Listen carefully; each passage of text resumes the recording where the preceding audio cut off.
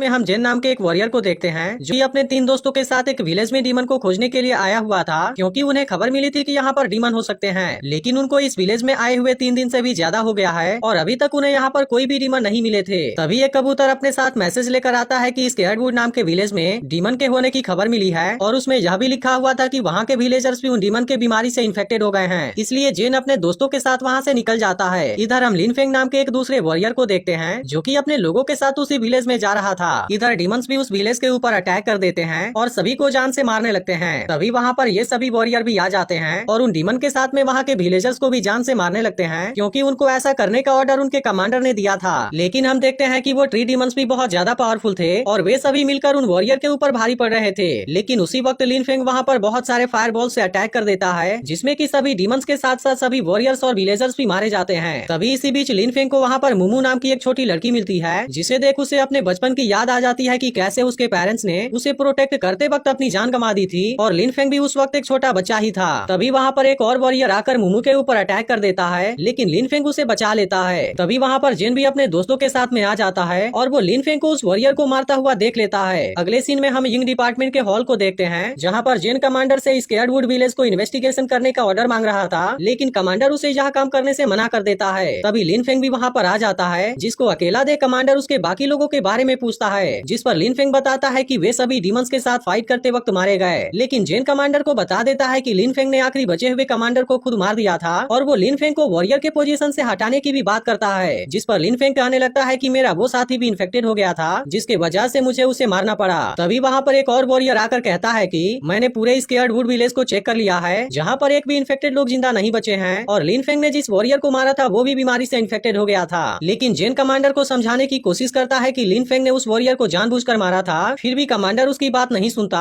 और अपने लोगों से उसे वहाँ से लेकर जाने के लिए कहता है। अब लिनफेंग के सभी वॉरियर्स को मारने वाली बात पूरे डिपार्टमेंट में फैल गई थी और कुछ वॉरियर्स आपस में ये भी बात करने लगते हैं कि हमें लिनफेंग को डिपार्टमेंट से बाहर निकाल देना चाहिए। यह सब सुनकर लिनफेंग को बहुत गुस्सा आता है, लेकिन उसका दोस्त लुइन उसे गुस्सा करने से मना करता है। इसके बाद वे दोनों लुइन के घर पर आ जाते हैं, जहाँ पर उसकी बहन लुतोंग होती है और वो लिनफेंग को बहुत ज्यादा पसंद करती थी। इसके बाद तीनों वहाँ पर बैठकर खाना खाने लगते हैं और आज लिनफेंग का बर्थडे भी होता है, इसलिए लिनफेंग का दोस्त उसे एक मिस्टीरियस स्वॉर्ड गिफ्ट करता है, जिसके ऊपर एंशिएंट लैंग्वेज में कुछ लिखा हुआ था। लिनफेंग यह गिफ्ट पाकर थोड़ा सा इमोशनल हो जाता है, क्योंकि जब वो छोटा था तो गोंगसू फैमिली ने उसके तैंग सेक्ट को बर्बाद करके उसके पेरेंट्स को भी मार दिया था, जिसके बाद से वो लुतोंग और अपने दोस्त को ही अपनी फैमिली मानता है। फिर हम गोंगसू फैमिली के मास्टर को देखते हैं, जिसने एक बहुत बड़े पपेट को बनाया था, लेकिन उस पपेट को चालू करने के लिए उसे एक सीक्रेट ओरिजिन तकनीक की जरूरत थी। तभी जोया नाम की लड़की उस मास्टर को बताती है कि 10 साल पहले एक गद्दार उस सीक्रेट मेथड को गोंगसू फैमिली से चोरी करके भाग गया था और खबर मिली है कि वो अब डीमन हंटिंग ग्रुप का एक मेंबर है, जिसके बारे में सुनकर वह मास्टर एक इविल स्माइल देता है। इधर हम लिनफेंग और लुइन को देखते हैं, जिन्होंने बहुत ज्यादा ड्रिंक कर लिया था। तभी वहाँ कमांडर के आदमी लुइन को लेने के लिए आते हैं और लुइन नशे के हालत में ही कमांडर के पास चला जाता है, इसलिए लिनफेंग भी अपने एक डिवाइस को उसके पीछे भेज देता है। फिर हम देखते हैं कि कमांडर को सीक्रेट तकनीक का एक पार्ट मिल गया था और वो उस तकनीक को लुइन को देकर उसे गोंगसू फैमिली में जाने के लिए कहता है। इसके बाद कमांडर लिनफेंग को अंदर बुलाता है, क्योंकि उसने उसके सीक्रेट डिवाइस को देख लिया था। वो लिनफेंग से कहता है कि तुम्हें याद है ना कि तुम्हारे साथ 12 साल पहले क्या हुआ था, क्योंकि उस वक्त मैंने ही तुम्हें रहने के लिए जगह दिया था, इसलिए तुम हमारे खिलाफ जाने की कभी भी मत सोचना। क्योंकि असल में 12 साल पहले जब गोंगसू फैमिली के मशीनरी रोबोट ने हमला करके उसके पूरे सेक्ट को बर्बाद कर दिया था और उन्होंने लिनफेंग के आंखों के सामने ही उसके फादर और मदर को भी मार दिया था, लेकिन उसके फादर ने मरने से पहले लिनफेंग को 3 छोटे बॉक्स दिए थे। अब कमांडर लिनफेंग से कहता है कि उसी सीक्रेट तकनीक के दूसरे हिस्से को पाने के लिए गोंगसू फैमिली ने तुम्हारे सेक्ट के ऊपर हमला किया था, लेकिन उस स्क्रॉल का दूसरा हिस्सा हमारे किसी डीमन हंटिंग ग्रुप के मेंबर के पास में है। तब लिनफेंग कमांडर से पूछता है कि अगर वो तकनीक पूरी नहीं थी, फिर आपने आधी स्क्रॉल को गोंगसू फैमिली में लेकर जाने के लिए क्यों बोला? जिस पर कमांडर बताता है कि लुइन हमारे हंटिंग ग्रुप में तुम्हारे सेक्ट के बर्बाद होने से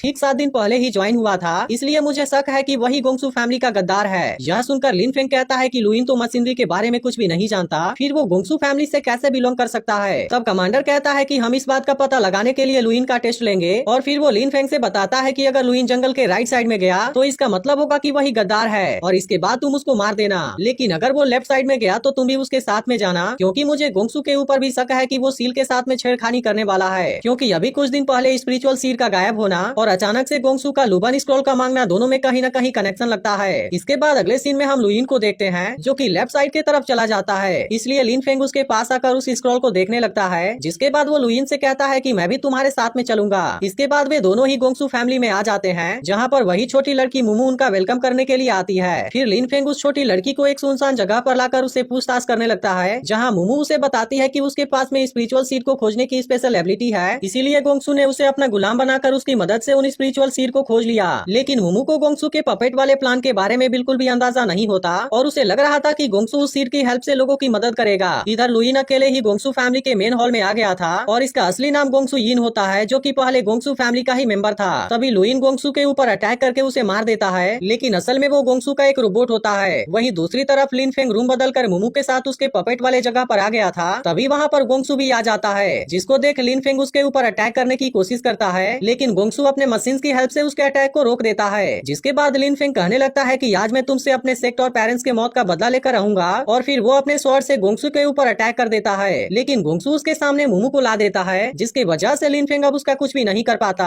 अब गोंगसू लिन फेंग से कहने लगता है कि तुम्हारा दोस्त जिसको तुम अपने भाई की तरह मानते हो, वो असल में एक बहुत बड़ा धोखेबाज है और उसने तुमसे सब कुछ झूठ बोला है। लेकिन हम देखते हैं कि लिन फेंग को यकीन नहीं होता, इसलिए गोंगसू एक मशीन के मदद से लुइन को देखने लगता है और उससे सारी पुरानी बातें उगलवाने लगता है। लुइन कहता है कि मुझे 12 साल पहले यह स्क्रॉल लेकर नहीं भागना चाहिए था, बल्कि उस समय तुम्हें ही जान से मार देना चाहिए था। अब इन सब के बारे में सुनकर लिन फेंग भी बहुत हैरान हो गया था। तभी उसी वक्त गोंगसू लिन फेंग के दिमाग को मैनिपुलेट करते हुए कहने लगता है कि 12 साल पहले मेरे वजह से तुम्हारी फैमिली डिस्ट्रॉय नहीं हुई थी, बल्कि वह सब तुम्हारे दोस्त लुइन की वजह से हुआ था। क्योंकि जिन मशीनरी रोबोट ने तुम्हारे सेक्ट को डिस्ट्रॉय किया था, असल में उन सभी रोबोट्स को लुइन ने ही बनाया था। जिसके बाद लिन फेंग गुस्से में लुइन के पास आकर उसके ऊपर अटैक कर देता है। यह देख लुइन उसे समझाने की कोशिश करता है कि तुमने जिस बात को सुना वो केवल अधूरी कहानी है और गोंगसू हमें आपस में लड़वाकर हमें मार देना चाहता है। लेकिन फिर भी लिन फेंग उसकी कोई बात नहीं सुनता और उसके ऊपर अटैक करता रहता है। तभी अचानक से वहाँ पर बहुत सारे ट्रैप्स एक्टिवेट हो जाते हैं, जिससे लुइन तो काफी आसानी से बच रहा था, लेकिन लिन फेंग को वो सारे ट्रैप्स इंजर्ड कर रहे थे। इसलिए लुइन लिन फेंग को उस ट्रैप से बचने का तरीका बताता है, जिससे कि लिन फेंग भी उन ट्रैप से खुद को बचाने लगता है। तभी इसी बीच उसे एक पिलर आकर लगने वाला होता है, लेकिन लुइन उसे धक्का देकर खुद उसके सामने आ जाता है और इसकी वजह से वह बहुत इंजर्ड हो गया था। इधर गोंगसू उन ट्रैप्स को एक मशीन के मदद से कंट्रोल कर रहा था। तभी जोया उसके पास आकर कहती है कि अगर तुमने इन दोनों को मार दिया, फिर हमें सीक्रेट तकनीक का दूसरा हिस्सा कभी भी नहीं मिल पाएगा। तभी इसी बीच मुमू भी उसके कैद से भाग जाती है, इसलिए जोया उसको पकड़ने के लिए जाती है। इधर लिन फेंग के ऊपर गोंगसू का रोबोट अटैक कर देता है, लेकिन लुइन लिन फेंग को हटाकर उसके सामने आ जाता है और इसकी वजह से वो फिर से बुरी तरह जख्मी हो जाता है। तभी लुइन को देख लिन फेंग को याद आ जाता है कि 12 साल पहले उसी ने उसकी जान बचाई थी। तभी इसी बीच मुमू एक सीक्रेट रास्ते से आकर उन दोनों को वहाँ से लेकर एक जंगल में जाती है, जहाँ रास्ते में लुइन लिन फेंग को पास्ट की पूरी कहानी बताने लगता है। वो बताता है कि लुइन और लिन फेंग के फादर बहुत अच्छे दोस्त हुआ करते थे और जब लिन फेंग के फादर को पता चला कि गोंगसू उस सीक्रेट मेथड के पीछे पड़ा हुआ है, तब उन्होंने लुइन से उस स्क्रॉल की हिफाजत करने के लिए कहा था, जिसके वजह से लुइन उस स्क्रॉल को लेकर डीमन हंटिंग ग्रुप में आ गया। लेकिन उस वक्त वहाँ की कमांडर एक लेडी थी, जिसने की उसकी आइडेंटिटी को बदलकर वहाँ पर रहने की परमिशन दे दी थी। लेकिन फिर कुछ दिनों के बाद गोंगसू फैमिली ने टैंक सेक्ट पर अटैक करके सब कुछ बर्बाद कर दिया। इसके बाद कहानी प्रेजेंट में आती है, जहाँ लिन फेंग लुइन को शांत हो जाने के लिए कहता है, क्योंकि बोलने से उसकी बॉडी से ब्लड तेजी से निकल रहा था। तभी मुमू एक बोट को लेने के लिए चली जाती है, इसलिए लुइन लिन फेंग के कान में उस मेथड के दूसरे हिस्से के लोकेशन को बता देता है। इसके बाद लिन फेंग बोट को किनारे पर लाने लगता है, लेकिन अब केवल इतने देर में ही लुइन की मौत हो जाती है, जिसकी वजह से लिन फेंग बहुत ही ज्यादा उदास हो गया था और उसे लुइन के साथ में बिताए हुए पल भी याद आने लगते हैं। तभी उसी वक्त वहाँ पर दो वॉरियर आते हैं, जिनको की कमांडर ने लुइन और लिन फेंग पर नजर रखने के लिए कहा था। वे लिन फेंग से उस सीक्रेट मेथड के दूसरे पार्ट के लोकेशन के बारे में पूछते हैं, लेकिन लिन फेंग इसके बारे में उन्हें कुछ भी नहीं बताता है। अब इसकी वजह से वे दोनों वॉरियर लिन फेंग के ऊपर अटैक कर देते हैं, जिसके बाद लिन फेंग भी उन दोनों के साथ में फाइट करने लगता है। तभी वहाँ पर गोंगसू के आदमी भी आ जाते हैं, जिसको देख वे तीनों लुइन की बॉडी को लेकर वहाँ से भाग जाते हैं। लेकिन लुइन की सिस्टर पहले ही वहाँ मौजूद थी और वो अपने भाई की डेड बॉडी को देख रोने लगती है, जिसके बाद वे सभी मिलकर उसके बॉडी का अंतिम संस्कार कर देते हैं। इसी के साथ लुतोंग लिन फेंग को उस मेथड का दूसरा हिस्सा भी दे देती है, जिसको लेकर लिन फेंग रोते हुए रूम के अंदर आ जाता है, जहाँ पर लुतोंग उसको अपने बातों में फंसाकर उस मेथड को जला देती है, क्योंकि असल में वो लुतोंग नहीं बल्कि मुमू होती है। तभी वहाँ पर असली लुतोंग भी आ जाती है और उसे देख मुमू वहाँ से भागने लगती है, लेकिन वे सभी मिलकर उसको रोकते हुए ऐसा करने की वजह पूछने लगते हैं, जिस पर मुमू अपने असली रूप में आते हुए कहती है कि इस मेथड के कारण पूरी दुनिया खतरे में आ सकती थी,